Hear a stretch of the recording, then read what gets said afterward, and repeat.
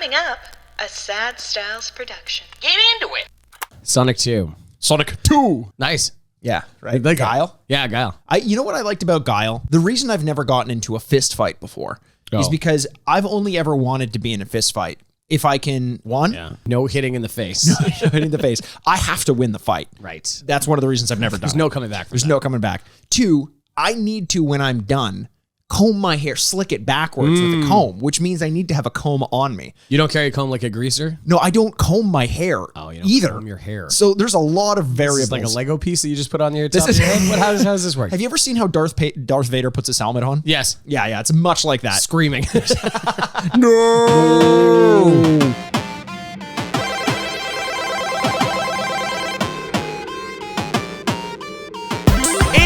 Welcome to the Retrograde podcast where we remind you what you used to love and whether or not you still should. My name's Andrew Bascom, and with me as always is the bad boy of podcasting, Mr. Bebop himself. Mike Knuckles Aaronworth. Knuckles. Oh, you know, with the unsilent K in the name Knuckles. Knuckles. You say both of them. I say both of them. I'll say them whenever I want. Well, here's the thing, Andrew. Okay, what's that? Knuckles is in Sonic the Hedgehog 2, the movie. Right. Which just came out. Just came out. I haven't seen it yet. Have you seen it yet? No, I have not seen it yet. Well, regardless, we felt that we would do a video game. That a lot of people don't realize this, but a long time ago, a video game came out that was about the movie that would eventually come out in the year 2022. There is a video game movie associated with Sonic the Hedgehog 2, and it's called Sonic the Hedgehog 2. Wait, is it a cartoon? It is technically, I guess, it's drawings. It's not live action on the Sega Genesis. Right. When did that movie come out? The movie came out in 2022. So we're talking about the movie that just came out. Mm-hmm. I thought you were talking about canonically. There was another movie that came out. Nope, this is the game based on that movie, and I won't hear anything else about Jim Carrey movie. Yes, I think of it as a James Marsden vehicle myself, but you got to have James Marsden back in there. You got him. You know, I keep thinking about number one. I think it's inevitable that we're going to talk about the first movie. Sure. That's Mikey Aaronworth, by the way. Hey, this what's is a great podcast. So we always talk about the first one. I think you and I disagree on. I wasn't crazy about it. I loved it. You loved it. I loved it. Perfect. Didn't want to put words in your mouth. You loved it. And then you were saying, I want to put this fist in your mouth if you didn't like it. Oh, Knuckles is back. Knuckles is back, baby. Knuckles. Is that at the end when James Marsden get married to his wife? Yes. They should have put a big ring on there from like Sonic. I tweeted that, and people were mad at me for saying it. I'm like, that's just good writing. I've never not been able to think about it since. I can't believe what they a real that. miss. It's such a miss. Yeah. Do you think they'll have maybe in number 2? I mean, some people listening to this will already know, but do you think they'll have a scene where like you see her hand and there's a ring on it, and then maybe she gets attacked and the ring comes off? No. Okay, that's good. Should I be writing Sonic movies? Yes, you should be writing Sonic the Hedgehog 2. I didn't work for me. I don't know. Are you going to see Sonic the Hedgehog 2? Yeah, probably. Yeah. I don't know. I'm gonna not rush out and see it. I'll probably see it when I see Uncharted and other video game movies that I'm not crazy about. See, it's funny because Uncharted is one that I was not excited for whatsoever. I still haven't seen it. I honestly don't know if I'll see it. Okay. Power rankings. Morbius. Uncharted. Man, there are a few times in the internet where it's fun to be on the internet when we all pick on something and can bully it and everyone's like, we're okay with this. So doxing, yay or nay? Well, nay. Well, I don't know. Where does Michael Morbius live? Dr. Michael Morbius. And everyone just goes like, hey, we found some fresh fodder. And then everyone just piles on and beats the shit out of it. I love that. It felt good to be talking about something other than the slap. Yeah, we just move on. Our news cycle is fucking bonkers. Hey guys, Ukraine. No, slap. Morbius. This is what we do to hide our head in the sand. Now, actually, I feel like a lot of people are probably wondering, why in a movie that has Knuckles in it. I mean, that was one of the big reveals in the trailer. Why we wouldn't be doing Sonic and Knuckles, the third entry in the Sonic franchise. Well, listen here, dear listeners. Yes. You may not realize this, but similar to what I did with that fantastic joke about the Sonic the Hedgehog 2 video game actually being a tie-in to the movie in the current day, retroactively, Knuckles was in Sonic the Hedgehog 2. What? Because Sonic and Knuckles, the video game, came in a cartridge that had a top loader on it. So it had like this lock-on mechanic. You can put that game in the Genesis, put another game into that game, and it would interact in different ways. I had that. I did too. Okay. It was great. Yeah. So if you put Sonic the Hedgehog 2 into that cartridge, you could play as Knuckles in Sonic the Hedgehog 2. Crazy. The future. 1995 or 1993. Well, I guess Sonic and Knuckles would have been. I mean, Sega was pushing these games out on a yearly basis. I mean, Sonic is often credited with being the reason why the Genesis could compete with Nintendo in any capacity whatsoever. I think it accounted for like their 65% market share at one point, which is pretty crazy when you think about it. But that's true. Old Rad Red, Knuckles himself, that was one of his nicknames. Rad Red? Rad Red. Rad Red is one of his nicknames. He's got a lot of nicknames. Rad Red. Oh God, Rad Red. I have so much to talk about as pertains to Sonic and the franchise because the development of this game was bonkers. I don't know if we want to get into it just yet. I'd love to hear some updates from you, Andrew. I know based on last week, you were gonna check out MLB The Show 2022.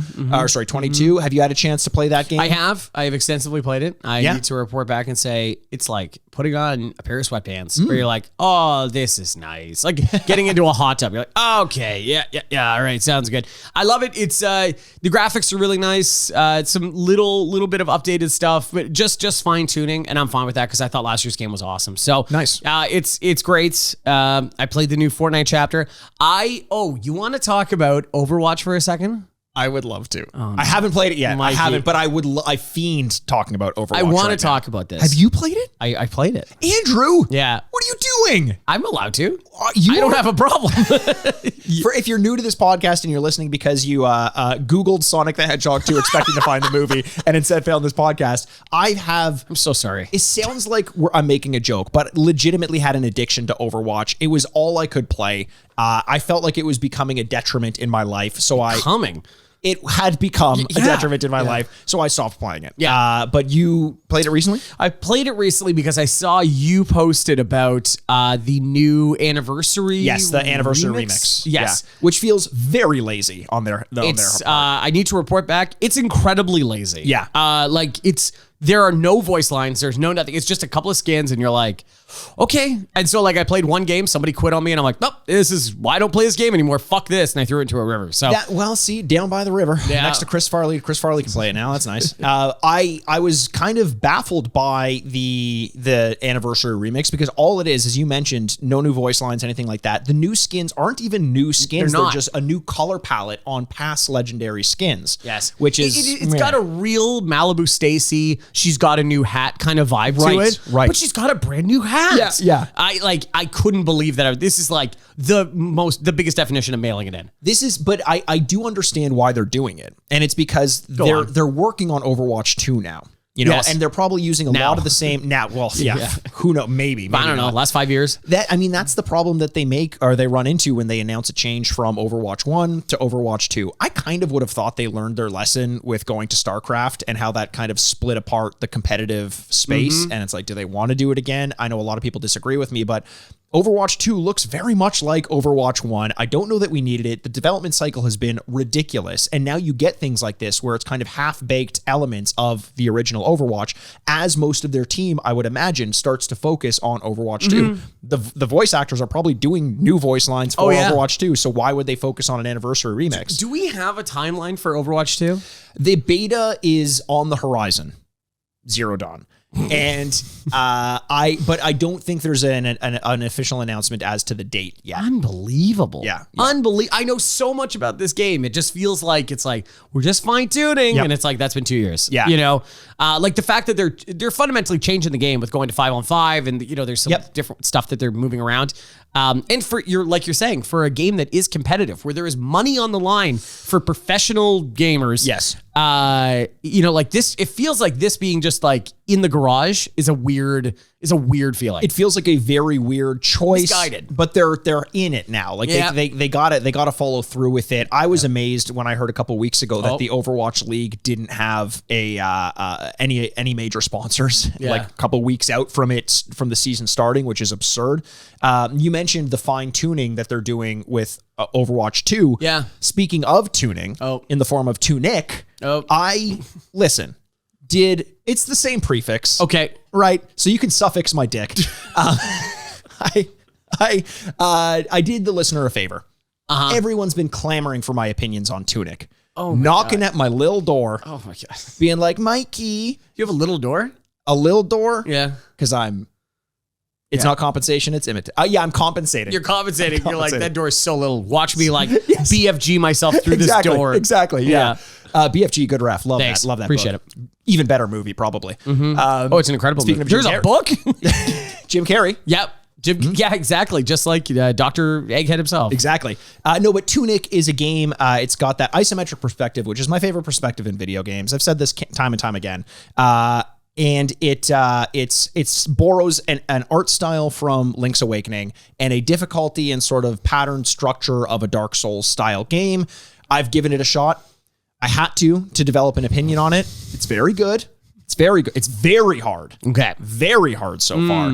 But the aesthetic is so heartwarming. Okay. I've talked about Link's Awakening and the remake of Link's Awakening often on this podcast and how that's one of the coolest art styles I've ever seen. Similar to when I played Wind Waker and I was like, oh, this is an art style that I think more of Zelda games and adventure games should take on. I want to see more remakes in that cartoony style of Link's Awakening. This game feels like it was built from the ground up as an homage to that. And it has this weird element to the game where there's no instructions and all the text in the game is like symbols, like gibberish basically. But in order to learn how to play the game, one of the major collectibles are instruction book pages. So you get like a page of an instruction book. It looks like it was straight from the Super Nintendo era of like these weird little cartoon characters that kind of show you like what different button presses will do. And you have to glean how the gameplay works based on these pickups, which are in the game that you're playing. It's mind-blowing, and it's very, very neat. I'm not going to continue too far into it until I've taken more of a chunk of Elden Ring down, but I feel like it's a good kind of palate cleanse from going from one type of frustration to another in that game. But I want to say that if you're out there, and if you've tried out Tunic, hit me up at Retrograde Mikey on Twitter. I'm talking to at Retrograde Andy here as well. Let me know how you're doing. Let me know what I should look out for. Give me some tips and tricks, because now I'm playing Elden Ring thinking, I can't wait to play Tunic. How's Elden Ring going, by the way? Elden Ring's going great. I'm making some steady progress now, actually. What always happens to me in open world games is I get very distracted and I go off the beaten path on purpose and this and that. And I feel like I need to just stop doing that. I know that that's what a lot of people love about Elden Ring, because the world is very well, the secrets are very well hidden in it. But here's where I'm at right now. Several hours in, probably 15 hours, maybe 12, 15 hours in. So still kind of just scratching the surface. But here's ultimately, I was able to put my thoughts into one concise statement, which is the reason why I'm not enjoying it as much as some other FromSoft games is because everything's been spread out to an open world. So you spend a lot of your time in what I would call the overworld, quote unquote, the overworld, where things do happen, but they're very few and far between and far less structured. I'm finding that rather than going about in a bigger world and finding secrets myself, I would rather go in a self-contained, well-structured dungeon and have it all a little bit more, like, trim off the fat. There's a lot of feeling of there just being fat, moving from point A to point B in this game, and I know a lot of people like that. It's just not quite for me. Okay. I'm still really liking the game. And as I make the conceit myself of engaging in some of the mechanics that I thought I didn't want to engage in, like the Spirit Ashes, which are sort of like summons that'll help you out, maybe a little bit of magic here and there. I just have a principled way of playing. A little bit of magic. Just being a little bit of a sassy boy. Magic. A little sassy sorcerer over here, hurling a couple crystal spears at people, maybe. Look at you. Look at me. Yeah. Or don't, because if you do, hurling crystal spears. Yeah, watch over those crystal spears. Yeah. So I find that because they give you so many options to kind of like, people always say they're like, Souls games need a difficulty setting. It's like there is a difficulty setting in Souls games. It just doesn't come in the form of normal, difficult, legendary, whatever. It's engaging in some of the mechanics that allow you to create some space for yourself and make the game a little bit easier. I feel like I'm banging my head against the wall trying to play it on the hardest difficulty. No shields, 2 daggers, no magic, no summons, nothing. And I'm getting super frustrated, and I'm like, well, I can't expect the game to change for me based on the way I want to play it, so I might need to change the way I play the game in order to experience the way it's supposed to be felt, because they balanced the enemies, assuming that you have these options available to you if you want to make the game a bit easier. I've been doing that on occasion when I'm really struggling, and I find that that's been helping. Okay, well, there you go. Yeah. Oh, wow. So there's the update. Tunic. I love that you turn that around. Everyone's been begging me to do it. Yeah. It's almost even stressful. the last week you were immediately like, I think I'm going to get it. I don't know. Like just creating this. Well, here's the thing. It's on Game Pass. It's Game Pass is the gift that keeps on giving. Right. You know, I turn on Twitter and you have these fucking idiots on there who are just like, there's no value in Game Pass. These Xbots don't know what they're talking about, blah, blah, blah. I'm like, I'm also not an Xbox because I fucking love my PS5. Yeah. I bought Elden Ring on my PS5 because I prefer it as a console. But you are a flat out dum-dum. Yep. If you think that there's no value in Game Pass, you're an idiot. Yep. You're blind. MLB The Show 22 came out on Game Pass. Yes. Immediately. How is there no value there? Yeah. And they're like, no exclusives. Guess what? Doesn't matter. Doesn't matter. You're saving so much money. You're saving so much money. It's absurd. So that argument is one that I feel like people are putting out there to troll. So to those trolls, I will say, you dumb. You dumb. You dumb. So I'm making my way through Elden Ring very slowly. If Sonic were making his way through Elden Ring, he'd be fucking speeding through it. Because he's the fastest fucking hedgehog in town. He's so fast. He's so fast. And the development of this game was so fast. From what was originally going to be 11 months, and Sega said no because it was too close to the release of Sonic the Hedgehog 1. 2 months later, they came to them and said, you know what? We do need this, and we need it quicker than you promised it in the first place, as a company often does. Yeah. Developed by Sega Technical Institute, which... anachronistically, it's a technical institute. It was developed by DeVry. Plumbing school over here, creating Sonics 2 over there, please. Exactly. Oh, okay. An American branch of Sega. The acronym STI. Come on, what are you guys doing? Oh no! What are you guys doing? Is that where it comes from? That's where it comes from. Yeah, it was. And if it comes from there, it's going to burn. Oh no! Yeah. November 21st, 1992 is the day that it eventually came out. STI was a company that was they made a few games prior to Sonic the Hedgehog 2, and this is something I found interesting because often we'll look back into a development team's history and be like, what the fuck was this game? What are these weird ass things? But here are the first 3 games that STI made. 1, Dick Tracy. Yes, Dick.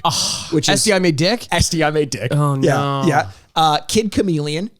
Green Dog, the Beached Surfer Dude. I'm sorry, what now? Did I stutter? Maybe. Green Dog. I might have blanked out for a second. Sorry. Green Dog. The Beached Surfer Dude. The Beached Surfer Dude. And now I know that our instinct is to make fun of that. What the fuck is Kid Chameleon? I want to play that game on this podcast. How are they any worse than Sonic the Hedgehog? You know, the only difference is one of them succeeded and the others didn't, but they're all as absurd as one another, right? Like there's no difference. You know, there. Green Dog is like really resents Sonic. Yes. Oh my God. Like we went to the audition together. It could have been me. You know, I could have been, eating chili cheese dogs and stuff like that. Yeah. Chili cheese dogs. Chili. I don't even know what it is. The more you say, but I like it. I like it a lot. Sounds good. So let's talk a little bit about Sonic in general first. Your experience with Sonic, Andrew, in the Sonic Mario debate. Mario. Sonic Mario debate. Where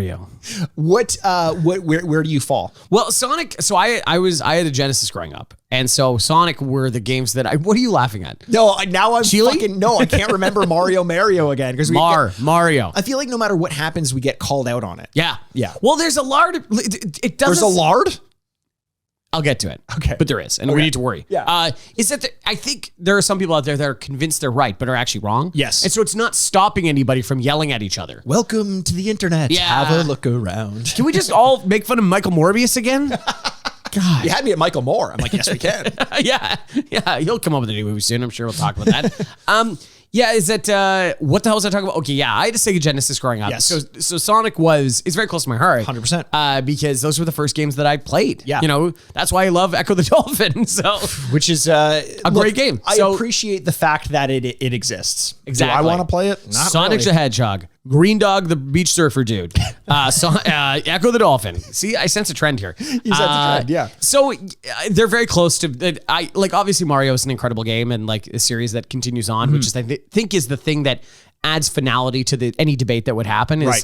Mario's continued to make series of good games and reinvent itself and do different things. Whereas Sonic had caught lightning in a bottle with 3 games specifically, right. and then kind of it almost feels like, I mean, you have these sorts of rivalries that are enormous when they first take on. Like, look at like Tom Brady and Peyton Manning, and it's like they were neck and neck for a long time. People are like, "Ooh, Peyton's maybe the guy," and then it just so happens that one of them kind of fades out, and the other is the clear victor in that, and it only happens afterwards. Sonic was enormous, at the time, but could not, for the life of itself, himself, themself, the franchise, try to find ground again. They just kept failing. They kept falling backwards and making games that continued to get people excited. And to this day, Sonic games continue to get people excited, holding on to the hope. It would, you know what it would kind of be like is like a boxer or something, a fighter coming out of retirement and being like, this is going to be the best. And then you got Mike Tyson and Roy Jones Jr. just kind of slapping each other for a few rounds. And it's like, it's not impressive to anyone anymore. It's like Conor McGregor, where you're like, whoa, and that was good. And he's like, now I'm going to still come. He loses a bunch of times. Like, I'm going to kick that guy's ass. You're like, are you though? Yeah. Okay, like it's easier to, but now because we've had so many bad iterations, it's really hard to explain to somebody younger going like, no, Sonic was really important. Exactly. And they're like, I don't know. I know Mario because I know Super Smash Bros. I know Mario Kart. I know games that don't even revolve, or I've seen him play golf. I've seen him play tennis. He doesn't even have to be in his own game. Right. And I'm like, oh, I like him. What does Sonic do? And you're like, okay, I'm trying to explain to you, those first three games were human women. That's what he does. Yes, he does. He's here to do two things. Eat hot dogs and fuck human women, and he's all out of hot dogs. So watch out. One thing that I do really appreciate about the franchise is it seems as though, at least for the first three games, they continued to get better. Okay. Even though the release cycles were relatively close together, there are a lot of people out there who think number one is the worst. Relatively speaking, it was a great game. Number one is the worst. Number two is second best. And number three is the one best. With the hairy chest. The hairy chest. I am number three. Oh, okay. You are number three. I'm number three. We are all number three. I almost unbuttoned my shirt. I thought you were going to show it. And I'm like, why are you doing that? Why are you doing this? No, they could just trust you. Not many people do that, Andrew, these days. With good reason. Yeah, I agree. But number two is known, possibly above all else, for being the introduction of the fox that we know and love as Tails. Well, and that lines up with the movie. Yes. Because now Tails is going to be in the movie. Right. Well, so it seems like by Adam Pally, I think. Is it Adam Pally? Oh no, he's in the movie. I don't know. I'll think of it. Here's my thing about Tails that I've never understood. Yeah. Okay. Sonic the Hedgehog. The Hedgehog. Knuckles the Echidna. Fang the Sniper. Vector the Crocodile. Rogue the Bat. Big the Cat. Big the Cat. And then Miles Prower. Yeah, he's a human boy. He's a human boy, and I think that's why. Here's my theory. I'm turning Charlie Day on you guys. Sonic, we know Sonic has a taste for that human, right? Not to eat, to eat. Loves making out with human women. In fact, kisses human women. Yeah, kisses. Miles Prower, very human name. Very human name. And the self-proclaimed, Amy proclaims that she is Sonic's girlfriend. We don't know if she is or not, but she's known as Amy Rose, not Amy Rose the Hedgehog. Oh. Human names, human women. Don't like it. Sonic is best friends with Miles Prower. Maybe just loves these humans too much. Okay, I'm gonna pile on here too, because the other one too is Tails can fly, right? Yes. He has two tails. Interesting. He also is a pilot. Now, what? Now that's like Sonic's like, he's the fastest guy in the world. What does he do on his off time? F1 driver. And you're like, why? You're so fast. I thought this all the time, because you look at a game like Sonic Racers. Yeah. Or like all his kart racing games. I'm like, wouldn't that be a detriment to Sonic? Yes, he's slower. He should just be running. Yeah. What's he doing? That's so stupid. I also, I kind of get it though. It seems like Sonic can run and run and run and never get tired. That's kind of his thing as well. He's just too cool to get tired. Yeah. But Tails, I feel like, would get exhausted spinning those two tails around and doing nothing but. I guess so, and that's why he needs to have a dual propeller plane, or like an old timey crop dusting plane. Yeah. Yeah. What is that all about? Here's a question for you though, Andrew. We've talked around the name, Tails' name. Oh, okay, Tails. Do you understand why his name is Miles Prower? Miles per hour? Mm-hmm. Yeah. Yep. Which one are you doing? MPH, like miles per hour? Yeah. His name's Miles. Did you want to do a reveal? I'm so sorry. Did I just steal your thunder? No, Andrew, I didn't. Actually, I didn't even think, I guess I could have revealed it if you didn't understand. I guess I could have had a big whole thing about it. Yeah, I'm sorry. When you put it that way. Yeah. Do you want me to do it again? Do you want me to ask me and I'll just like fake it? I understand that in the scope of improvisation and being buddy-buddy, I'm supposed to yes and you. I'm not really feeling up to that right now. I feel like I could just kind of hand the reins over to you because you seem to know everything about this game already, actually. Well, I do. His name is Miles Prower. I don't get it. Well, it's miles per hour. Oh, I get it because it's fast. Yeah, I get it. He's fast. Moving on. Do you think they were friends because you're like Sonic looked at him and went, "Wow, you're also fast," or did they like happen upon that? Like they were good friends. They're like, "Are you also fast? Holy shit!" Like, wow. Did we just become best friends? Yeah, a exactly. stepbrother moment. And then he's like, Tails is like, perfect. You could fly too. And he's like, fuck. Fuck. You do everything that I do except better. How does Sonic remain the cool kid in that group? I think there's got to be some emotional terrorism going on between the two of them. It should have been that they were close and like, it should have been that Tails is a little bit slower. I think Tails is slower than Sonic. Sonic is always faster. Yeah. Yeah, maybe not in the game, but in terms of like the canon. Right. Because, I mean, all the characters are relatively fast. I know they say about Knuckles that he is as strong as Sonic is fast, which is something that they've always said about them. So Sonic is still known as like the fastest of all the animals. What does strength do in this game, though? You bust through blocks. Oh, you bust through blocks. You're right. You bust through those blocks. We free the animals, just eviscerate all of them because you're blowing through them. You're trying to punch the cage door off. Yeah. Just a shed of blood and fur. Oh my God, Knuckles. Speaking of fur, in my pursuit of this knowledge, I know you look confused, but come with me for a second. It's a natural state for me. When you're podcasting with me? Yeah. Huh? In my pursuit of this knowledge of Sonic and Knuckles and Tails and their names and everything, I found myself in a little bit of a minefield. Oh. I didn't realize where I was, but the door locked behind me, and I realized I was on a website called WikiFur, the furry encyclopedia, which my first thought was, hedgehogs don't have fur. These are quills. Do they not have fur? I can't imagine they do. I don't know. I can't imagine that put it this way, would you describe a hedgehog as furry? No, you know, you're right. I wouldn't. Dude, when you go to WikiFur, it's when I go there. This isn't something I'm doing often. Your homepage. I can see it right now. Is your homepage. Don't look at my notes. Is it a website that like immediately 9 pop-ups show up? Like, and you're like, fuck. The thing that scared me about it more than that is that it felt very normal to be on. Update password? Welcome back, Mikey. And you're like, what? What am I doing when I sleepwalk at night? I immediately shut my phone off thinking someone was tracking me. I found myself on the site WikiFur. They describe Knuckles by saying, while Sonic has quills, Knuckles has red dreadlocks. First of all, didn't realize those were dreadlocks. Those are dreadlocks, eh? He is between the ages of 16 and 29 years old. That's a big range. 120 centimeters and weighs 40 kilograms. His birthday is probably February 2nd. Probably, which is a weird one, which is also a day before my birthday, ladies. The date his first game came out, February 2nd. This was reading more like a dating profile than anything like that. Like he likes surfing and reading at night. The one thing I don't want to say is long walks on the beach, because that's what everyone says. No, yeah. Even though everyone loves a good long walk. I was going to say is like, you know, what's wrong with a long walk on the beach? It sounds kind of nice. You should say in your dating here's my dating tips for you guys. I'm the one you want to take it from. Oh boy. In your dating profile, throw this at them. Under your likes, say, I know this sounds like a cheap joke. Yeah. But unironically, I love long walks on the beach. 100%. That's how you're going to find your love. Yep. Absolutely. And also in your dating profile, you say, I'm as strong as Sonic is fast. Yes, that's a great one, Andrew. Just say it. You know what I mean? Like, why not? You'll seem like a douchebag to 99% of the people out there. Yeah. But that 1%, we all love the 1%. That's what we're going after. So Knuckles is an echidna. Yeah, you said that. What is that? I'm not sure. All I know about this, also from information that I found on WikiFur, echidnas have a 4-headed penis. What? Did you know that? No, I didn't. Because now you do. And I won't be able to forget it. Echidna? ECHIDNA. It's like a variation of a hedgehog, kind of. Okay. Yeah. It looks like a hedgehog. Looks like a hedgehog. Are they red? Nope. Okay. But hedgehogs Sonic's aren't not blue. Yeah. Yeah. Okay. Yeah. If it looks like a hedgehog and runs like a hedgehog and has a 4-headed penis, it's probably an echidna.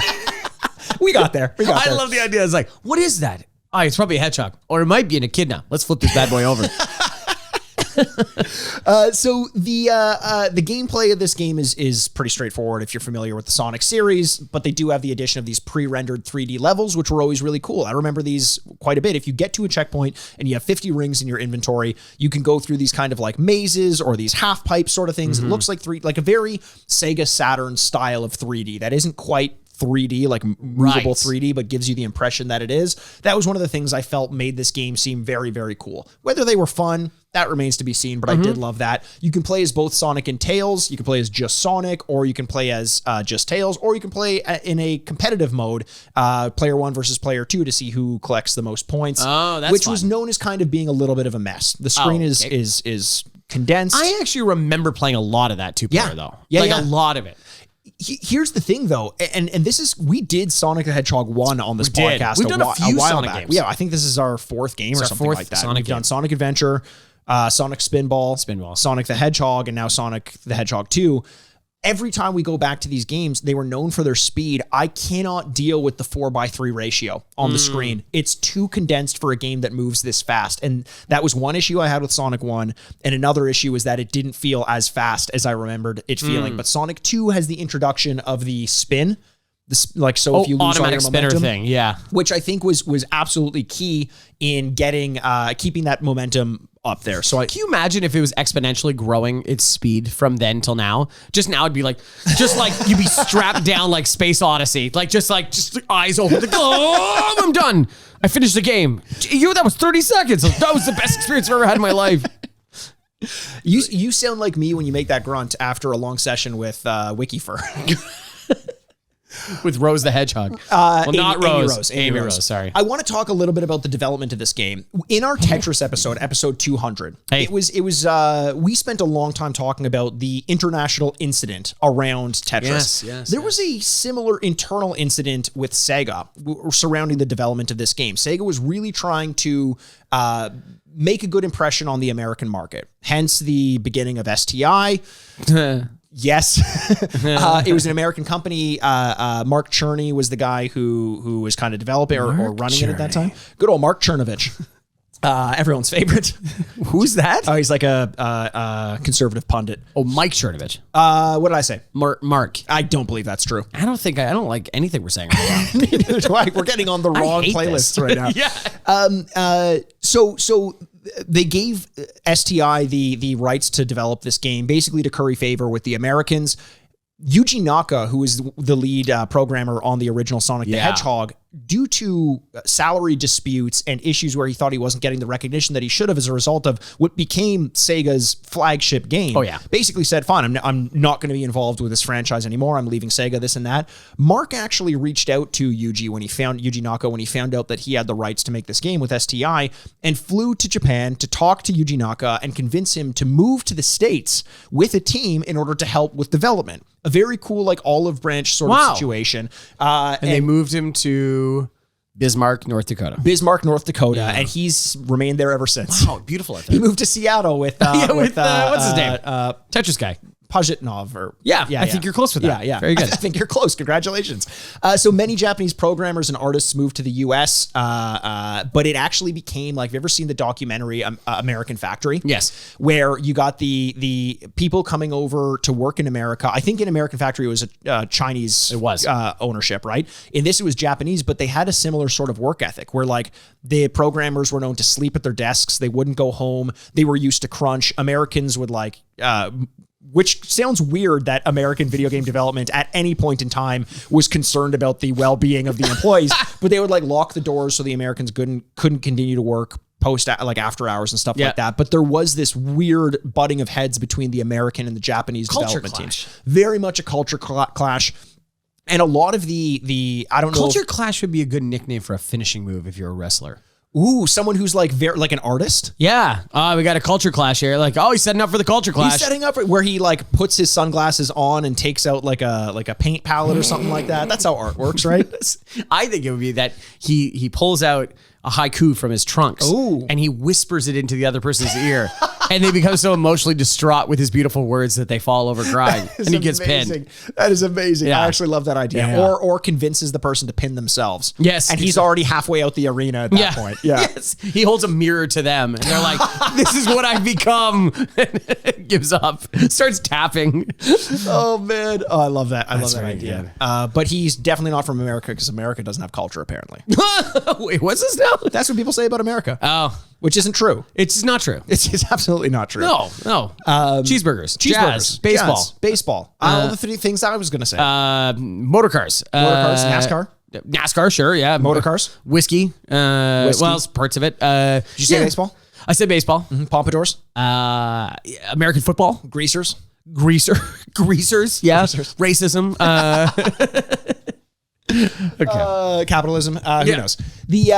So as I mentioned, there was this kind of butting of heads, and apparently even Yuji Naka, like, yes, he was convinced to come over and help with the game, but he was quoted as being like pretty arrogant and unwilling to work with the American designers. A lot of the final say in Sega had to do with like, we should cut content, and it was mainly the Americans' content that was cut. Nice. A lot of the American designers and programmers were pretty upset about that. Now, was that because the quality was actually better? Possibly. From coming from the Japanese team that helped make the original, it's very so probable. many reps and experiences. Exactly. Yeah. Exactly. Now there were some translation issues as well as what happened between the teams and also in the game itself. And this relates to some of the cut content with the game as well. There was one level, I can't believe this. Oh, I love it got this. this far, that was supposed to be in the game. It was eventually named to Cyber City. But the original proposed name was Genocide City, because the Japanese team didn't know that genocide had a negative connotation to it. What's the positive connotation? I have no idea. Maybe like Destruction City or like something like that. They just didn't realize that Genocide City was going to be Genocide City. Genocity. Maybe that's better. No, it's not, because it still is the root of genocide. We shouldn't do that. Sounds like genocide. Genocide. Oh my God. Not very good. Not very. And good. they were like planting their feet on the ground, like, this has to go through, or I will quit. And you're like, I don't know about Genocide City, guys. We don't, and it didn't end up making it into the game. That's good. A lot of things didn't end up making it into the game. There was a casino level, I think, that had to, the casino level did, but there were versions of it that didn't, and they were cut. One of there was like a chaos that basically explained the whole power of the Chaos Emeralds. They talk about how the story was supposed to be a lot more fleshed out in this game, but due to time constraints, they just had to cut a lot of it before it was all done. Much of the cut content was actually found in a prototype of the game cartridge, which was ripped as a ROM, and someone was digging into the ROM and found all these things that never ended up being in the final game. And it turns out that ROM was made from a like 1992 demo of the game that was making its rounds in like the New York toy fair or something like that. Okay. And then that kind of changed the way that programmers would go about hosting ROMs and going on ROM sites. It encouraged them to do some data mining and find out if there was anything there that wasn't in the eventual finished product, almost as like a way, like archaeologists in the video game world, finding things that were never supposed to be there. It was really, That's really cool. The person that finds Genocide City is like, oh no, I think I'm going to put that back away. You hide that one. Close the door. Shove that under the rug. Yeah, exactly. Don't open Pandora's box. Andrew, I mentioned Crunch earlier. You did. Yeah, you're speaking of these pundits, you're a pundit of Crunch. I love Crunch. Crunch Pundit is my wrestling name. Crunch Pundit? Yeah. Yes. Big the Cat, Crunch Pundit. What a tag team. This game, like I said, had 2 months taken out of its development cycle. It wasn't playable. The game was not playable until 48 hours prior to the end of development. This is crunch. Like, they had to increase the size of the ROM, which needed special approval from Sega. It was supposed to be 4 megabytes, I think, or 5, and then it was they were allowed to double it in order to fit the game on the actual cartridge.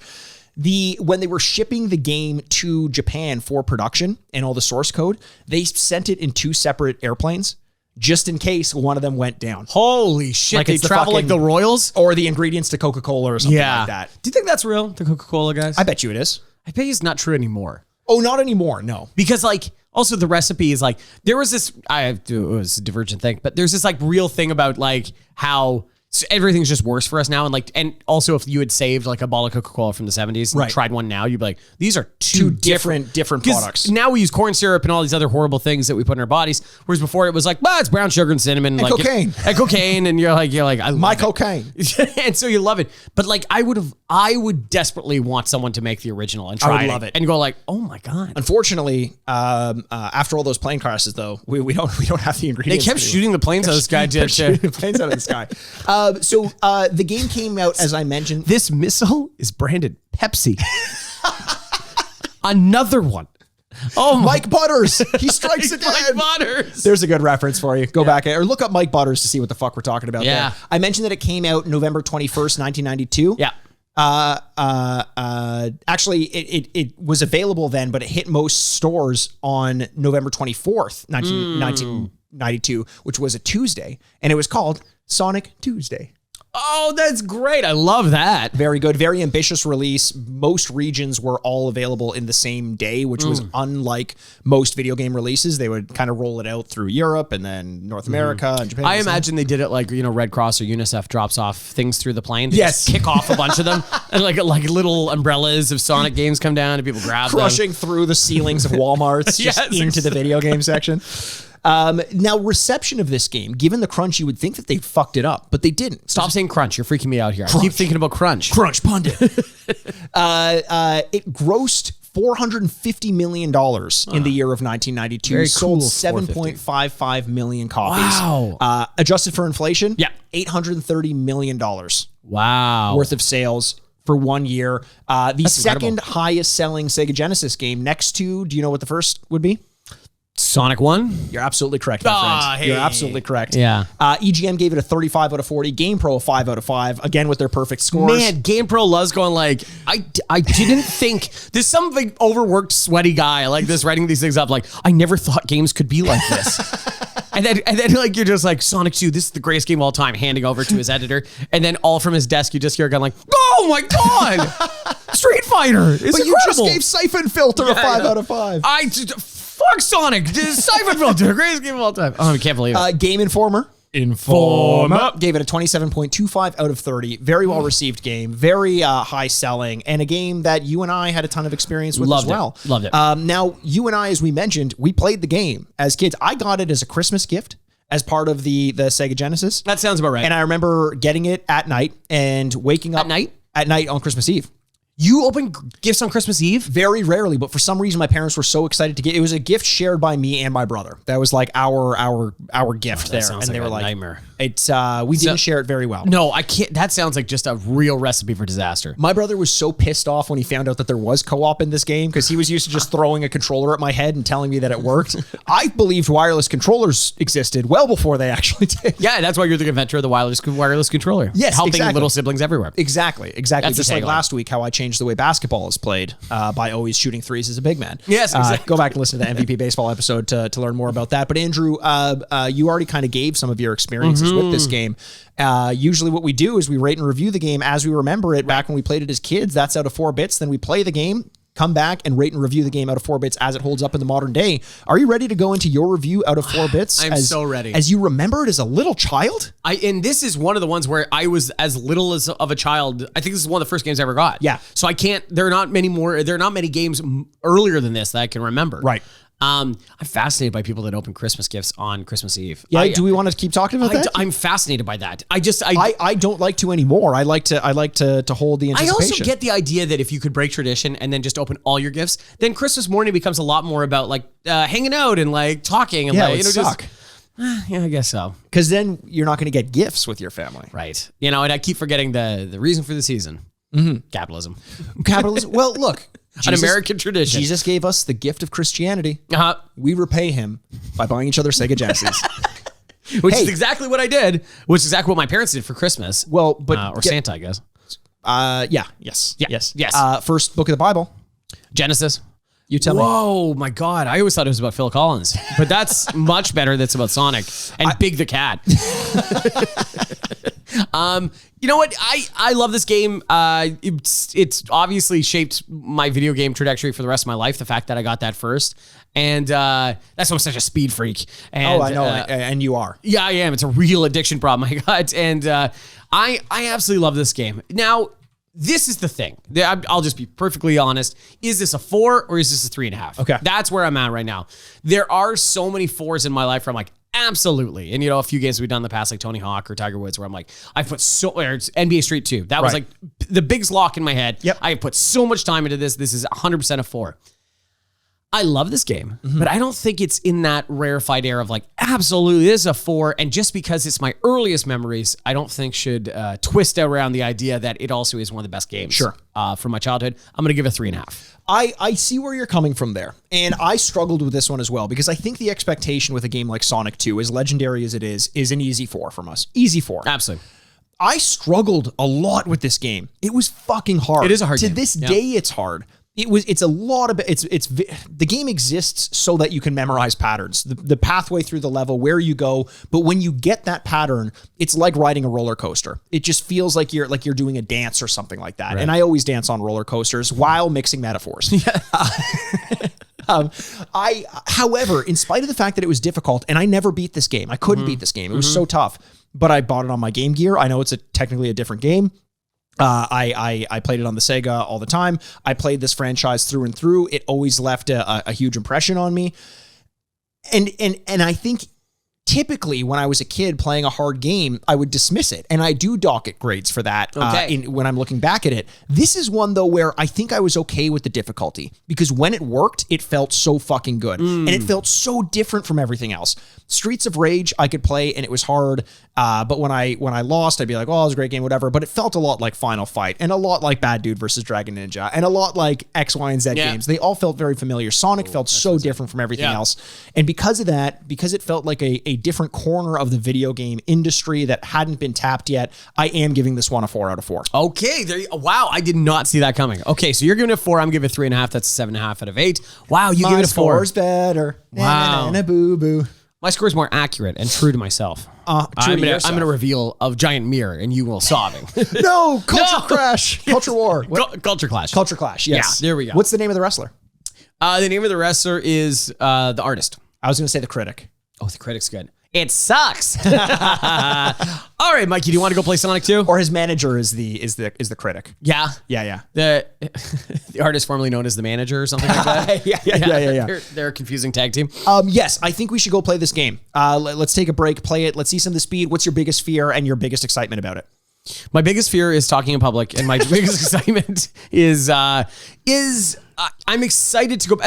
I've always thought since we did Sonic 1 that I've always felt that we were, it was much maligned for the speed. And I actually thought the speed was not as bad. And now that's my biggest fear. It's going back and like, oh no, it was actually not as fast as we thought it was. But this game's a little bit faster and a little bit smoother. I just hope that the strategy can keep up with modern day games. Sure. Where it's like you have to think ahead instead of just pattern protection. So we'll see. I'm excited. I'm similar. I think my fear is that the 4:3 ratio of the screen combined with the lack of it feeling as fast as it should really get in the way of enjoying the game. However, I do know that when Sega made this game, they took off the speed cap because the governor. Yes, exactly. Yeah. No, in the original Sonic the Hedgehog, Sega put a speed cap on the Genesis to prevent him from going as fast as the console could actually render him going. They took that off, and they have the spin. So my excitement is that my fears are disproven. Whoa! Oh my God! Real snake eating his tail. Okay, let's go play this game. All right, we'll see you guys on the other side. Oh, nice. That tickled my mouth. Okay. Sonic and Miles, Tails, Prower, and Sonic the Hedgehog. Me and me. Oh my God! I remember. Oh yeah, this is great. All right, let's do this. Let's go one player. Let's see who's controlling. Yeah. Battle of the controllers. Me. All right, I'm Tails. So let's do this shit. Oh right. So it's gonna follow Sonic. Right. So stay with me. This is gonna be impossible. I remember co-op being just like, why are we doing it? Right? Like, see, I can't even follow you. It's so tough. So we're in Emerald Hill Zone. Yeah. That's number 1. It's basically like Green Hill Zone. That's the spin dash that you got there. and you just leave me behind. Yeah, see you later, jerk. So this is very much older brother, younger brother thing, right? Like I don't even have to control right now as Tails. And he'll show up. He'll show up. He'll just kind of spawn in there. So far, Andrew, the speed? Great. Great. Much better than the Isn't original. It? And yeah. The fact that you can do the spin dash is enormous as well. You had 43 rings going past the checkpoint. Oh, so close. So close to getting that 50, which means you could have done a 3D level. Tails keeps trying to come back and beat you. You're going backwards now. I know. Are you doing that on try purpose? one more time. Here we go. Oh, so close. Oh, I see. You're getting this big jump. So Andrew's trying to get a bounce off of one of the pinball things onto another one. Things. The thing is, you know what I would love to see is a map of these levels. Yes, what they look like in totality. Yes, exactly. There was at first they I'm back. being Tails sucks. Hey, I'm here. Did you know the development team at first was thinking they wanted to make it so that if you were going really fast and hit a wall, you would lose your rings? Whoa! Which imagine how shitty that would be. That would have been Oh awful. no! I just lost. Back my for the ring. fish. You tried to get greedy. That fish is the most powerful thing in the game, I think. 100%. So there is a weird environmentalist message we haven't talked about too, eh? Yes, because it's that started in Sonic 1, which Sonic 1 and Sonic 2 basically have the same story, more or less. The story is basically that Robotnik is trying to enslave all the animals to do his bidding. Yep. And Sonic's like, don't fucking do that. No. You big dick. You haven't sped yourself up at all yet. No, eh? because honestly, here's the thing, and this is a point I made when we did Sonic the Hedgehog 1. I find that maybe one of the reasons why Sonic never took off as much as Mario did in the 3D space is because speed was the MO. Oh, as we go into that, I'll continue that thought later. We got a boss coming in. Okay, here we go. So you went from a helicopter to a car. Helicopter to a car. Eggman. Do we jump on him? Smarter than we give him credit for. Yes, you got to jump on him. Oh, I lost some of my rings. Too big By the of a way, jump. did I mention that I think the mechanic of losing your ring, like no health bar, but you just have to have some rings, Yeah. is like one of the coolest mechanics in video games. I was super afraid you were going to say like, I don't like it. No, I'm like, because no, I love it. You always have a chance, and the health bar kind of works naturally. Yeah. By saying like, if you have a lot of rings, it's going to be easier to get more rings. If you only have 2 rings, it's going to be harder to get more rings. 100%. It works on itself. Here you go. Bang. Oh, we're freeing the animals. Goodbye, free animals. So what I was saying earlier about the mechanics. Not the mechanics, the overall why Sonic may not have lasted in the 3D space is because the game is meant to be fast. And if you're going fast, you're never really seeing much of the space around you. Right. The world you're living in is kind of meant to be sped through quickly. Right. Now in a 3D space, you have to create a world that's beautiful and there's detail to it and this and that. That's never what Sonic was about. Right. No. So it's almost as though, you can create the world and you can create the story, but ultimately what Sonic is always about is speed. Oh, absolutely. This level speed. of, what was it, Chemical City or something like that? Genocide City? Genocide City, baby. Always felt very scary to me. Yeah, I didn't like this. And very hard, gotta be honest. Here we go. Big one. Whoa. Do you see what I mean with the 4:3 ratio of the screen, though? Yeah, like I do, but it's also like, what are we going to do here? Put it to 16:9, baby. Be more ahead of your time, Sonic. Think about the future. It is a futuristic game. It is a futuristic game. I've got 50 rings now. The viewer is probably just losing their mind that I'm going so slow with this game. Yeah. You like to take your time. Enjoy it. Right. Take my time. Smell the roses, baby. I've never been as much of a like, here's the thing. When you're moving this fast, you have to know the level off by... Mikey, it looked you dead in the eye and There's a guy shot shooting you. a projectile, but I figured he would shoot it straight ahead, not homing in on me. Mikey, Uh-huh. you said something to it. I think that was personal. It was staring me down. What is the point of being Tails in this game? I have no idea. Honestly, it is so... I bet you, though, there's some YouTube videos you can look up that have them, like, coordinating exactly where they're going, like a coordinated dance or something. We're definitely not going to hit that. No, God, no. That sounds arduous. I don't want to do that. Arduous is a great word. Thank you very much. Let's get these. I came up with it. I made it up myself. I can't wait for a checkpoint because I really want to try one of these 3D levels. There it is. Come get it. I'm working on it. Come get it, Andrew. Oh, Tails, you're over there. Sorry, buddy. Yes. There we go. Special level. Okay, so we got the half pipe again. Oh, I love this. I remember this. It's very cool. We used to so get 40 rings. That's the goal. You see how I mean? Like, it's not quite 3D, but it looks like it. But it is like, yeah, it's colored in that way. Did we miss one? It's funny because people always notoriously say about it, they're like, it's not, they're like, it's cool and it's an advancement, but these areas weren't very fun. Cool. Thumbs up, little thumbs up. Get 140 rings. Oh my God, it's a big jump for us here. Okay, so we got some rings down on this side. You can, I like that you can jump over the half pipe. I know, it's just one perfect circle, really. 6 rings to go. Nice, Whoa, we did it again. I did my not God. expect us to get that many rings. No, we're doing great. We're just doing the boring job of like, you take left, I'll take right. And we got a gem as well. Chaos Emerald, baby. Cool. Oh, don't fall in the water. I'll do it for you. Oh, no. I said don't fall in the water, Andrew. Now what do I do? So, can hedgehogs not swim? What was I supposed to do there? Well, that hedgehog can't swim. Just keep jumping, maybe? Oh, okay. You like multi-jump? Oh, there's a secret life. A secret. A secret life. Just like I'm living that my wife doesn't know about. You got to get up. You got 5 seconds left. Secret attic children. Oh, wow. So you can barely reach the top from here. Weird that you can't swim. You can just kind of jump and glide. Oh, so you have to make your way back up to a jump. That wasn't the water so bad. mechanics I totally forgot about. I assumed that you could swim for some reason, but you can't. That was actually kind of interesting. I thought that was going to suck, and I'm like, oh no, actually there's a little bit of strategy. I guess by not giving you swimming mechanics, then the underwater segments can't suck that much. It's more like platforming in Jello. It is like platforming in Jello. I am going to kill Tails so many times in this. Tails can't die.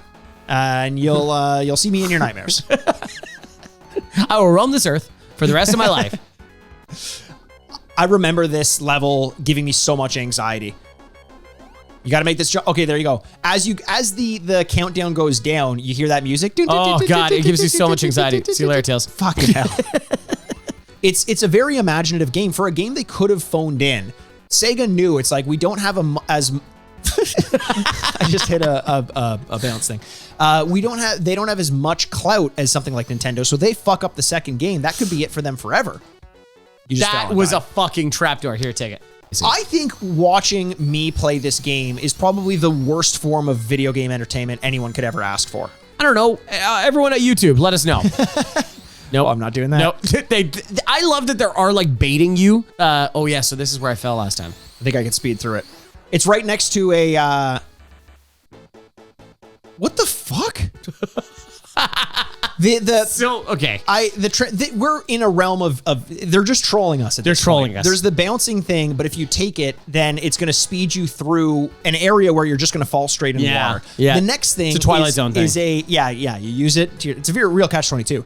The other thing is a platform which, as soon as you walk on it, kind of turns you over into water. So you went through it the first time. You were walking, as Sonic loves doing, flipped you over. I sped through it, great, but then I hit the edge of the screen, and then it stopped me and flipped anyway. So now I don't know how to go about this, Andrew. I know, there's no good way of doing this. You know what? Speed through again and maybe jump. What do you think about the floatiness of Sonic's jump? I actually don't mind it. I actually don't like it nearly as much as Mario's. I think Mario has a more control over it. I feel like Sonic's momentum in air is a little bit more than what I like in a platformer. Nice. You're good in the middle. Oh shit. What the fuck? Hit him. An annoying element. Oh, this is fucking dumb, dude. Game over. It's annoying element of like you would not know what to do there unless you've done it before. That is such a trope of this era of gaming. Do we have to start from the beginning? Yeah, of course. It was game over, Mikey. You want to try some two-player? Yeah, versus? let's try two-player. Right. Here, pass me the other thing. Casino Night Zone. Yeah, we gotta let's go do Casino Night. So not 4x3, it's about 2x3 now. Oh, is this started? Yes. Okay. Oh shit. Oh, I love this. This is such a cool level. Oh, whoa! You control the pinball flippers. Yeah, that's why. Yeah, that's what I was like. Oh my god. Those balls for the pinball, which I can totally imagine why they did spinball Sonic now. Spinball, baby. Well, Sonic Spinball was basically the idea of it came from this game. Do you see what I mean, though? How much better this would be if we had a little bit of more visibility? Well, yeah, for sure. Absolutely. Sonic Mania, actually, I'm wondering, does that have... Oh, I got an item thing and it was Dr. Robotnik. That's I guess it's gambling. We're in Casino World. Yeah. You don't know what you're going to get. Could be anything. Could be anything. Could be the best night of your life. Hey, buddy. Okay. Imagine watching us do this. It must be infuriating. If you like this game at all and you're good at it, you must be That's the thing. If you like it, sure. But if you're good at it, then you hate us right now.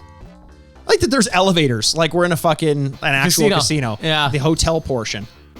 Oh my God, Andrew. Oh, okay, I'm stuck. I honestly don't know what to do. The theming of these levels is a lot of fun. Oh, guess who got there first? No, baby? really? How did you skip where I was? I didn't. I just got through it like a man. You went to the area that I was? Yeah, I saw you in there. I was gonna help you out. You did? Yeah. I didn't see you at all. I don't think about you at all. Oh, man. Is this how the viewer feels? Because if so, I'm not enjoying it. I think I'm very entertaining. Oh, no. Yeah, in an ironic sort of way. Ironic? 5, 4, 3, 2, 1. Oh, I died. Wow. I'm disappointed in you, Andrew. Why? Well, because you're supposed to beat me. Okay, I'll beat you this time. Okay, Let's go. Let's do it. All right, I wasn't actually trying to win that time. Neither was I, and I still won somehow. That's Really? Oh, Casino Zone 2. Hey, wait. You cheated. Why? How? You left early. I don't think I did. I think you very much did. Oh, yeah, right. I remember this. Oh, no, bees! I'm getting attacked by bees! Andrew's not on board. Oh, no! Yeah, there's, I don't want to call it risk reward. It's just like risk and then punishment sometimes in this game, eh? Yeah, it really is. But like you didn't do anything to deserve it except for you were born yourself. But, oh, I just saw you. Oh, yeah? But did you, though? I did, and I didn't like what I saw. What? That's very unfair. That's very mean. Oh, I guess, jumping puts me off of the... You jump off of the thing. Yeah, that makes sense. sense. You just got to stay up. Stupid idiot. Hey, Andrew, I don't appreciate when you call me an idiot in front of my only friends. No! Stop! I thought I almost took the elevator. We got the elevator. Oh, you stupid idiot! Did I fall? See you later, jerk! No! I jumped on the elevator and I fell. Oh, God, that sucks. Okay, reminder, don't jump on the elevator. Don't jump on elevator. Come on, hurry up. We got to make up some ground, Sonic. Let's go. Oh, boy. Yeah, baby! Shit, okay, so I got a minute now to get there. Tied 1-1, baby. Well, just in terms of time, but maybe I have more points. Oh, I didn't even think about points. You have way more. That's the risk, baby. Oh no! I thought it was a timed-based activity. Okay, I can see where the end. Oh, I can't go back. Yeah. I saw where the end is. I tried to go back. I love that they have thought about that. Like, well, you'll just go back and use all the time. Then. No. Okay. 2P wins. Really? Boom. I beat you by 20 seconds. Yeah, but I got 190 score, 51 rings, 51 total rings. Oh man! You're supposed to get boxes? I guess. Oh wow! 2P wins the zone, baby. Okay, let's do this again. Yeah? All right. Yeah, let's do this again. Special stage? No, not a special stage. Mystic Cave zone? Sure. All right, let's do this. So there's a risk on like, do you want to go faster or do you want to get more points, right? In a perfect world, you do both. Oh, Andrew, that sounds dangerous. Whoa! What the fuck hit me? Life. Life comes at you fast in Sonic Town. Yeah, this should have been a Ferris Bueller video game. No, stop hitting the goddamn... See you later. You passed me? Yep. How did you get into... Oh, there's a lever. Yeah, you don't remember the vines that you had to I hit? totally forgot about that. That's the only reason I'm losing right now. Oh, no. I'm going to collect your coins. I want to collect your coins. Oh, fuck. You know what? How'd it go? This is very sinisterly developed. Like, they know, based on video game tropes, how to kind of fuck with you a little bit. Yeah. Whoa! We switched screens. Why did we just switch screens? I hit a box. Oh, shit. Okay. That's cool. That's a That cool is concept. cool. That fucked me up, but yeah, that was cool. That was cool. I really loved it. I like every moment of this. Are you doing eat your ice cream sundae? Oh, I see what I gotta do. I'm gonna do it for the team. Don't worry, I'm a team player. I see that there is a vine, but I can't get the vine. Oh, yeah, thanks, buddy. I got an extra life? Where the fuck did you go? See you later. Oh, fucking hell. Okay. Whoa. Oh, no, it killed me. It crushed me to death. Game over. See you later. Both Bye-bye. died. 2P wins. Wow, come on, because I died? Because I died? Oh, I guess that's a big deal. Oh, my God. Okay, let's go talk about this All right, let's talk about this game. That was fun, dude. And welcome back to the Retrograde. Was that you losing rings? That's me losing rings. That's Okay. what happened in my divorce proceedings. You lost a couple rings? Lost a couple rings. Yeah, Do you get to keep the rings if you get divorced? You know what? I think it all depends. Because I know that, like, Sugar Ray Leonard, for example, lost one of his championship belts in his divorce proceedings. Wow. And it's like, that's a dig. But then the more you hear about the guy, you're like, okay. Real piece of shit. Real piece of shit. Yeah. That she wanted to make it personal. So like, Yes. whatever. I get that. So I'm sure that they could, like, put it this way, if there were some amount that you had to pay, I'm sure that it could come out as like a pawned wedding ring or something like that. Right. Yeah. Like, so when Sonic and Tails divorce, he's like, I want 98 of those 100 rings. Yes, exactly. Oh, and then that's he's a like, big ask. That's a big ask. That's a big ask. Tails is like, well, you were out adventuring. Yeah. I was here spinning my tails, just waiting for you to come home all night. I had to look after the Emerald Hill Zone. Oh, wait, when you spend your nights at the casino zone, night after night, someone had to take care of all these freed animals. Yeah, and I never knew you were. You kept saying some mystic zone here and there. Oh, Give me a break. Sounds like you've been on a couple of Chaos Emeralds, Oh. It's Chaos. I don't get it. Okay. I don't know what more to tell you about that one. I see. I would have said like rocks, like the Chaos Emeralds are like crack rocks. Well, like crack? Yeah. Sonic's on crack in this situation. Tell me he doesn't look like he's on crack. He doesn't look like he's on crack, He's Mikey. so fast, though. Are you fast when you're on crack? I think you're slow. I think you're speedy. You speed while you're on speed. What's the difference between speed and crack? You know what? I have no idea. I don't have enough information to fully make. Because don't they call it crack cocaine? Crack and cocaine are the same thing. Yes. So cocaine makes you go fast. Cocaine does make you go fast. You're right. Let's figure this out. Okay, Mushroom Club. Over at the Mushroom Club. Another drug-themed podcast. The Mushroom Club. Go over there. Hey, by the way, if you haven't, the Mushroom Club is our Patreon. Oh, yeah. Patreon.com/the Retrograde Podcast. We have done some things like what we call Too Drunk, Too Sober. Yes. Where we play a game against one another sober, see who wins or who loses, and then we get irresponsibly drunk. Yes. And then we play the game against one another drunk to see who does better drunk and who does better sober. That's a lot of fun. I think we're due for another one of those I think we are, but right now we're in the middle of the Retrograde Presents Sports Showdown, the search for the greatest sports game of the past 362 years. We are balls deep in that, or more effectively, knuckles deep in that. We're 2 knuckles deep into that one. 2 knuckles deep in that. Yeah, we're trying to find out what the best sports game of all time is, and we are 2 rounds in. 2 rounds in, and we're going to finish that off. Actually, that's already done, so you can go there and find the full series. Yeah, absolutely. Okay, well, there we go. So we just played Sonic 2, though. Yes. And Mikey, what did you think? Where do we start here? You know what? I'll start by saying this. When we went back to play Sonic the Hedgehog 1, that was the first time, it was early on in our careers as podcasters, and it was one of the first times I was worried to give a notoriously great game a bad review because it didn't hold up well in the modern day. And I didn't think it did. It didn't feel as fast as it should. The screen was too tight for me.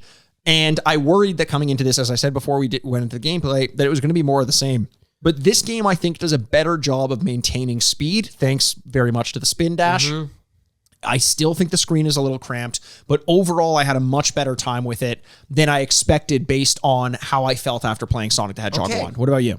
Yeah, I like this a lot more. This is the basis of memories of Sonic for me, is this game. Right. You know what I mean? The casino levels, the speed ups, the bouncers, all that kind of stuff. This is the game that I thought of. Yeah. And so when you go back and play number 1, you're like, oh, okay, it's not like, start questioning yourself. That's maybe not the game I remember. Yeah. This one's exactly. It was like playing NBA Street Volume 1 after having played NBA Street Volume 2. Yes, we played Volume 1 and we're like, we love NBA Street. And we're like, okay, wait, this is not the right NBA game. Street Volume 1 is a bare bones game compared to what the franchise ended up becoming. 100%. Which, by the way, what a fucking game. NBA Street. A game. Holy moly. Make that available to us. Honestly. Please let me buy it. Just with updated rosters or something like that? I don't care. No, the old game. I can't even find the old game on like PlayStation or Xbox. It's tough to find. Yeah. God damn it. I'm trying to think, actually, is it available on any of the PlayStation Plus or Xbox? I don't think it is. I don't think it is. If somebody knows how to play this game, get at me at Retrograde Andy. And seriously. Don't say ROMs. Yeah, don't say ROMs. ROMs are illegal. Some say ROMs. If you 2 ROMs don't make it right. If it's a legal purpose, DM me. Don't make it public. Don't make it public. So one of the most baffling things about this game is the fact that you can control Tails while Sonic is playing. Tails can't take damage. Tails drifts off the map all the time, flies back after a certain amount of time. It feels like, I said it multiple times in the gameplay, it feels like little brother mode, which is fine. Is that just what the concept of multiplayer gaming was at that point? I don't know. So if they just didn't, if this Tails was just on the screen and you couldn't control him at all, is that better? No, but it just feels weird that Tails is there at all. It like, what is Tails doing? I know that you can also play as Tails. What is Tails? Is a fox, but he's not called Tails the Fox. No. He's called Miles per hours. But it's Miles Tails powers. That's how he's introduced in the game. Did you see that? Like during the thing, like Sonic the Hedgehog and what's his first name? Miles, quote unquote Tails. Prower. What a weird family name, Prower. Well, you know why he has that? What is that? Because if you, his first name's Kilometers. What is his first name? No, it's Kilometers. Yards. Prower. Like he's like a service that you know manicures lawns and stuff like that. Yards per hour. Yeah. Yes. Yeah. Wow. Or he like how many big tall cups of beer do you think he could drink in an hour? I don't know. Because those are called yards too. Couple yards per hour. Couple yards per hour. Yeah, but he could put it away. You know, he can put it away. Tails can put it away. He can put it away. He's a pilot after all. He's famously a drunk. Denzel, come at us. 100%. Do you think if I slapped you right now, Denzel would come and break it up? Yeah, 100%. He'd be like, devil comes at you when you're at your top. Is that what he said? That's what he said. And then Will Smith, okay, I can't believe we're still doing this. Then Will Smith said it in his acceptance speech. Oh, I didn't see that. And you're like, is he just spouting wisdom at all? Like he just has these things in his head of like, holy shit. I know. Denzel, give him the award. Seriously, Denzel's the best. It's amazing. Okay, so yeah, no, the Tails part of it was, no lie, weird. Yes. But the actual gameplay was pretty good. Like I think there was moments of a little inconsistency, but I thought it was overall pretty fun. There's something about the Sonic formula that to me just doesn't work that well in the modern day. It was fun, and I think this is one of the best versions of it, but for a game that's supposed to be about speed and maneuverability and it's supposed to flow and this and that, it feels so bad to constantly be smacking a wall or hitting something blind and losing your rings. Like I don't want to be at top speed all the time because it feels like I'm a screen away from losing everything. Yeah. Bottom speed for sure. Yeah. You know what it kind of reminds me of is like playing stealth games. It's like I know how I'm supposed to play it, but I feel like when I try to play it that way, I just keep on dying. The two things that are easily comparable, Sonic and stealth games. Yes, absolutely. exactly. You see the comparison. Yes, yeah, you see it. You see it. It's more about the way you're expected to play a game versus how I end up feeling when I'm playing it. Like I feel like I'm constantly doing it wrong. Which I kind of am. Yeah, you kind of are. But what's the solution? I don't know. Play through it so many times that you've memorized the course through the level. That's literally all you can do. That is true because it isn't left to right, which a lot of the Sonic 1 that we played was. It was definitely like it was a course and you had to end on the right. Right. This one's going up, down, backwards at times. Yes. Which, we're complaining kind of about it. But I do like that. Okay. I do like I was going to say, I like that. The only thing I don't like is that, and I don't know what the solution is. I don't think there is one. Okay. But it's basically that in order to traverse the level, knowing that you want to go left, right, up, down, and all that stuff, you need to slow down. And the game feels, when you're slow, it feels like you're in Jello, just like when you're in water in this game. So the urge is, well, I want this to be fun, therefore I'm going to go fast. But if I go fast, I can't really control the exploration element of this level. Right. And the only way to do it is to learn a path through. But that means that your fun comes with a second and third and fourth playthrough. And I'm never a fan of that formula in the modern day. That's fair. And I get that. But then, that's so funny because there are pattern games that you like. And I don't like pattern games. I don't like Mike Tyson's Punch-Out, which, go back and listen to our Patreon account. But that is essentially a pattern game. You are kind of he slip, punch, and then you wait and you punch. Right. And you memorize that, and then it's just about like sticking and being patient and doing that. Is that different? It's very similar. It's a good point because yes, it is about pattern recognition, but I think that pattern recognition is an element of just about every game. Dark Souls is the same way. True. A boss winds up, when you have to dodge in order to activate your iframes and not get hit by it or something like that. Mike Tyson's Punch-Out is the same. Mike Tyson winds up, and as he does that, you need to know whether to go left or right, exactly how long to wait, this and that. However, it's possible to do it right the first time. Right. This feels like in order to, you're going so fast that you cannot comprehend in that tiny screen how to avoid damage unless you've been there before. Right. I've beaten a boss the first time through in Dark Souls because you can intuit some of it. And in Mike Tyson's Punch-Out as well, you can intuit some of it. I've beaten fighters on the first try. Very rarely, but you can. Brag. No big deal. Yeah, I guess not. They've also beaten me on their first try a lot. Really? Oh, that's funny. More often than not. Yeah, Yeah. Kaiser Willem. So I get the comparison, and I do think that the use of patterns in video games is a good thing.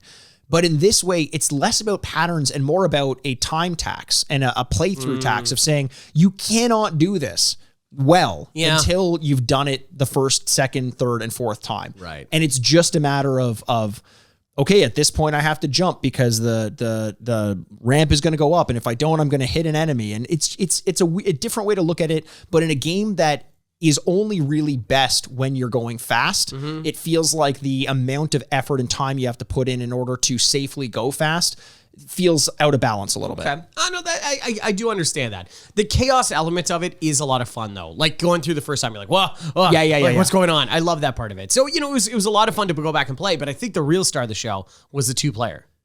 Honestly, and for a mode that was often kind of looked down upon in the game, as just sort of a shoe-in, we had a lot of fun doing We did. We had a ton of fun. I kept going like, I want to play more. Right. I thought it was a lot of fun. You kept saying you want to play more, and I kept kicking your ass. You did. You beat me 3 times. Why? I don't know. Am I losing my touch? You're out of touch. I'm winning time. You are. John C. Reilly, Jerry Buss, Magic, Irvin, and mine. Oh God, yeah, we got to talk about TV shows soon. But I thought the scoring system was really interesting in a game where you could have just made it a race. Yes. No, it's about boxes and it's about rings and it's about so many things. So there's the risk reward of like, do you race to the finish and try to get that many points that way, or do you take your time and try to get a couple more, especially in the casino level where you can really milk some of the points too. 100%. And it's just so much fun that the levels are chaotic. Yes. And then every once in a while you'll see the other person. You're like, oh, we're both here. Right. And you're waiting in the elevator together, staring at each other like, okay. That was cool. That was so much fun. I really, really enjoyed that. And it was something I did. I expected we were going to do it once, say it was unplayable, and not touch it again. But no, I had a ton of fun with it, and I had more fun with this game than I thought I would. And one of the reasons is this type of platformer just doesn't exist anywhere else. Sonic is still the most Sonic thing that you can have. Absolutely. Not just because you got a blue hedgehog in it, but because of the way that it feels. I don't know that there's another game like that that's being made today. It is a snapshot of a bygone era of gaming, and I applaud it for that. 100%. I think that in a lot of ways, this is what this podcast is for, is, honoring these games like this that don't get made anymore. Right. Like this is, this is the Mosquito and Amber. You know what I mean? Like this doesn't exist anymore, right? So we're going back to play it. So I think it's time. Why don't we get to our scores? Let's do it. So in our previous scores, our retro scores, it was a 7.5 out of 8 combined. Let's get to this. I gave it a 3.5. Mike gave it a 4.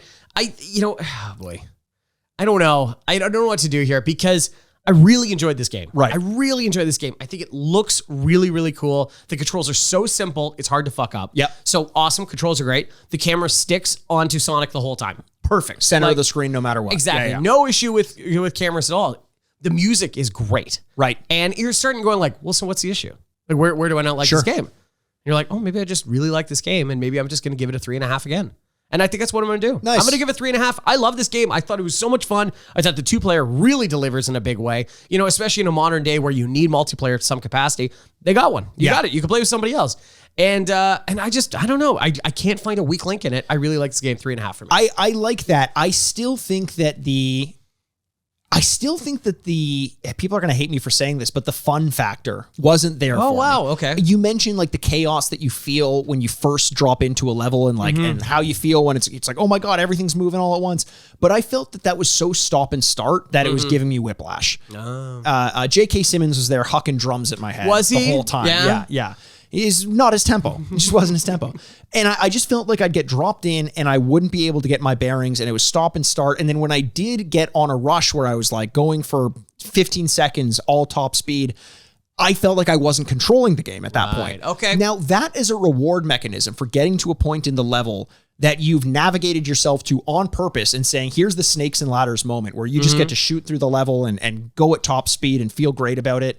I get that. But playing it at an entry level. So like the first couple hours trying to memorize a level and having the reward pop up when it doesn't feel deserved didn't feel as fun to me. I was hitting walls all the time. I was constantly moving backwards and forwards. Not that a game has to be amazing right off the bat.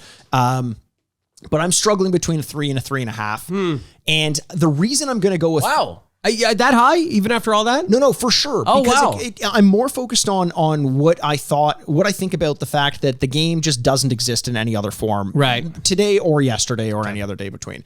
But I know that Sonic Mania exists as a remake.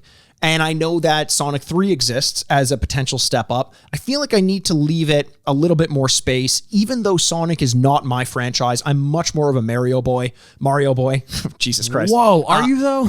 Am I? I'm giving this one a 3 out of 4. Well, Mikey, we know what's really exciting about a 3 out of 4? That gives us a total score of 14 out of 16. Oh, baby, I love the score. God, we did it. Well, we don't know what we did yet. We don't? Well, no, because I don't know how the awards are dished out.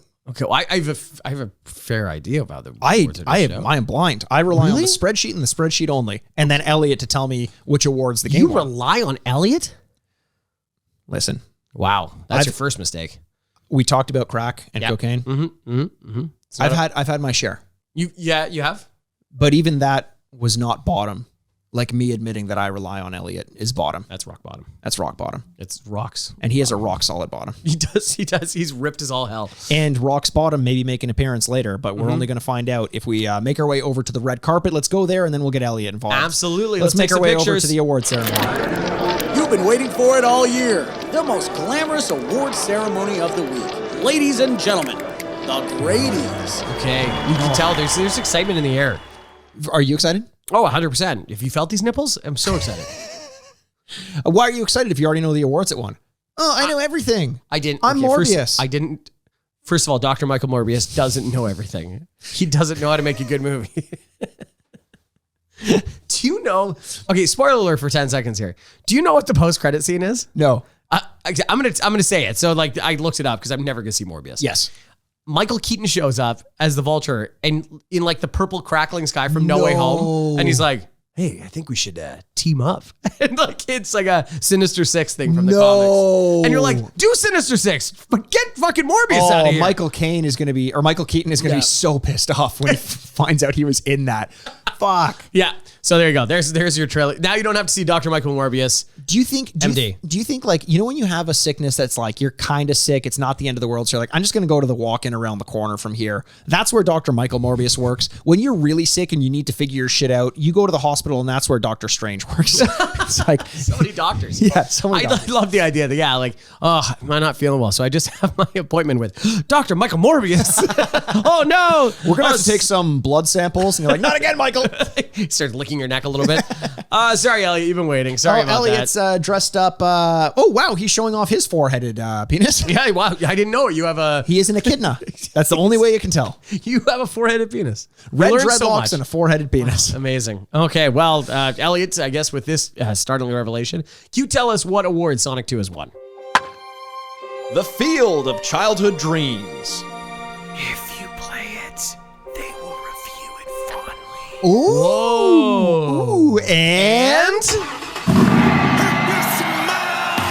The Chevy Silverado Like a Rock Dwayne Johnson & Johnson a Family Company Trophy Hall of Fame Trophy. Yeah! Hall of Fame, baby! Oh, that's why you said the Rock. I was excited. That's why you said the Rock. Yeah. The Rock Bottom. And we'll say it at the same time. Chevy Silverado Like a Rock Dwayne Johnson & Johnson a Family Company Trophy Hall of Fame Trophy. Did it. We did it together. Given to we did it perfect. Which get an overall score of 14 or higher. Yeah. So congratulations, Morbius, for getting inducted into the... Wait, no, what's going on? What? Oh, Sonic 2. Sonic 2. Shit. Okay. That explains the four-headed penis. That explains a lot more about this. Yes, Morbius doesn't have one. No, I don't know. I should check. Have we seen? I don't know if he hangs dong in the Morbius movie. He should. Yeah, he should. He should. If ever there were a Marvel movie where someone should hang dong, it's Whose dong do you want to see in the Marvel Cinematic Universe?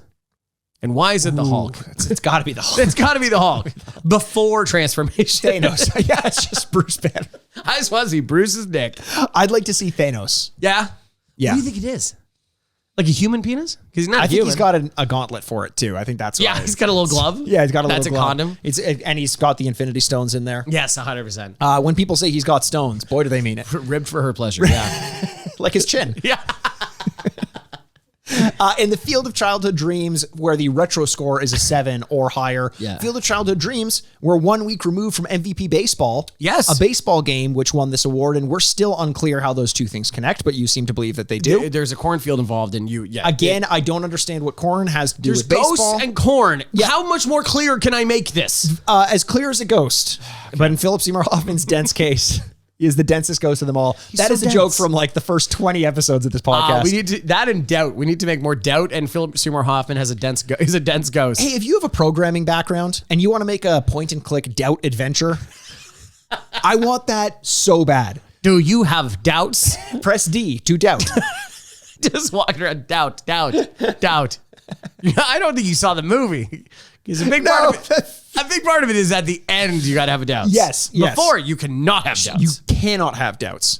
God, that is such a specific joke for like 7 people. I was listening to another podcast that brought up doubt not too long ago. Really? And I felt like Christmas Eve. Yes. Not Christmas morning. Opening one gift. And I'd share it with my brother. Oh, man. Would you like to share this doubt, brother?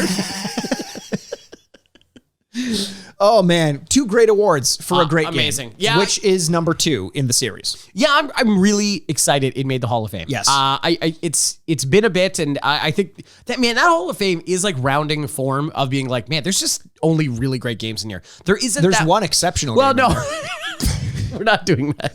We're not bringing up Hit and Run, the greatest game of all time. That's inverified. That's like just the best game of all time. Of course. But like you start, okay, maybe that is the soft mark in our Hall of It's Fame. not a soft mark. It is a great fucking game. It is a great game. You don't need to tell me. I think I gave it a perfect score. You just called it a soft head. No, I know people will look at our Hall of Fame and go like, wow, look at all these great games. And Hit and Run. That's like when people look at Knuckles' dick, they say, look at all these great heads. Yes. There's so many of them. There's so many. Oh, God. So, yes, Hall of Fame. Good job, Sonic 2. That was a lot of fun to play. That was a lot of fun to play. More fun to eat. Will melt in your hands. What more can we say about this game? I don't know. Fun to play with, not to eat is Play-Doh, right? Yes, and melt in your hands is M&M's. Yes. Not melt in your mouth, not no in your Smarties, hands. right? I think M&M's. Oh, okay. Are they Smarties? I think it's Smarties. Smarties also another local joke that's only Canada. Are Smarties only Canadian? Yeah, it's only Canadian. Wow. I know. There's a bunch of Canadian like candy specifically. What would you rather have? Okay. You're thinking about moving to North America. Okay. Like US or Canada. Yeah. In one hand, Yeah. I have Smarties. In the other hand, I have no healthcare system. Oh, it's tough. It's tough. I don't know. Oh, God. I'm going to need so many Smarties. I'm going to need that healthcare. Oh, God. All right. So that was Sonic 2. Please go over to the Patreon, the Mushroom Club, to check out our best sports game of all time bracket for March Madness. Fuck yeah. Fuck yeah. All right. Oh, we've lost our minds. Thank you so much. We love every single one of you, and we can't wait to talk to you soon. My name is Andrew Baskman. With me, as always, is the bad boy of podcasting, Mr. Bebop himself. Mikey Aaronworth. This is the Retrograde Podcast. Game over. Want more Retrograde in your life? You can visit our website for show notes at theretrogradepod.com. Follow us on Twitter at Retrograde Mikey, at Retrograde Andy, and the podcast at Retrograde Pod. Or Instagram at the Retrograde Podcast. For bonus episodes, check us out at patreon.com/theretrograde podcast. Send your questions and business inquiries to the retrogradepodcast@gmail.com. See you next week, D-pads. Furnished by Sad Styles Productions. Have you tried being hot? That seems to do really well.